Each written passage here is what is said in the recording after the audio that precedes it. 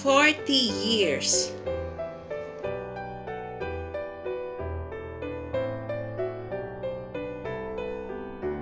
When God rescued the Israelites out of Egypt, Moses led the people in worship.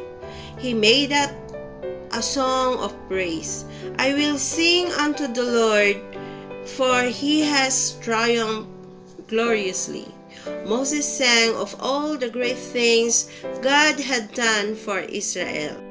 After 3 days in the desert, the thirsty people found a pool, but they could not drink the bitter water. Instead of praying, the people complained. God was very kind. He made the water good to drink. It seemed the people complained about everything. We had food in Egypt. In the desert, we will die of hunger, they cried. That evening, God sent birds called quails. The people caught them easily. The next morning, God sent manna. It was a kind of bread that tasted like honey wafers. Each morning, manna lay on the ground ready to be gathered. In this way, God fed his people in the desert. They were to trust God every day for new food. But some people gathered extra manna, even though God said it would rot overnight. Sure enough, yesterday's manna was full of maggots, except on Sabbath day. On that special seventh day, the people rested and ate yesterday's manna. God looked after the Israelites in the desert. He gave them food and water, and protected them from enemies. When the Amalekites attacked, Israel kept winning the battles as long as Moses held up in the rod of God. God said to the Israelites, "If you obey my voice, you will be my special people. All God says we will do." The people told Moses. They came to the foot of Mount Sinai and waited while Moses went to meet God. Moses was with God on the mountain for 40 days. God wrote the 10 Commandments on 2 slabs of stone.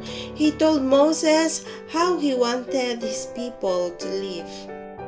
Number 1, you shall have no other God before me.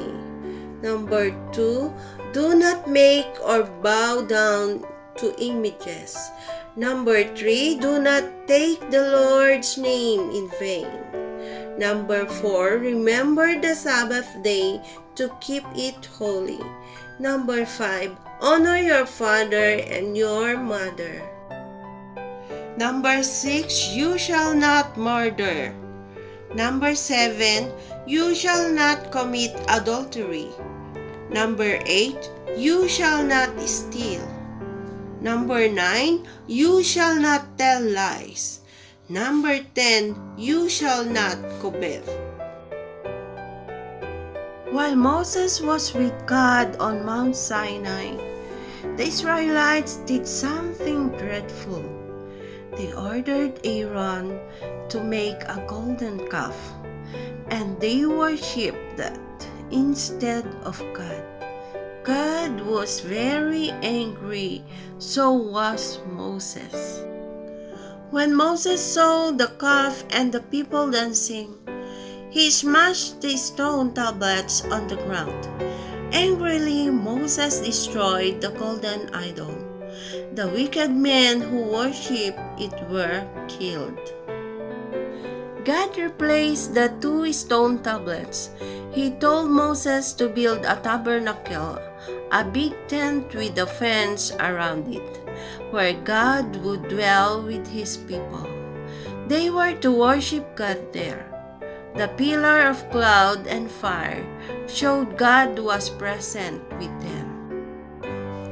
As they neared Canaan, Moses sent 12 spies to see the land God promised to his people. The spies all agreed it was beautiful, but only two, Joshua and Caleb, believed they could conquer the land with God's help. The other 10 spies were afraid of the strong cities and giants in the land. "We can't take the land," they moaned. They forgot the great things God had done to free them from Egypt. The people followed the unbelieving spies. They cried and prepared to go back to Egypt. They even tried to kill Moses. God saved Moses' life. Then he told the people, "For 40 years you will wander in the wilderness. Only Caleb, Joshua, and your children will lead to enter the land that you despise."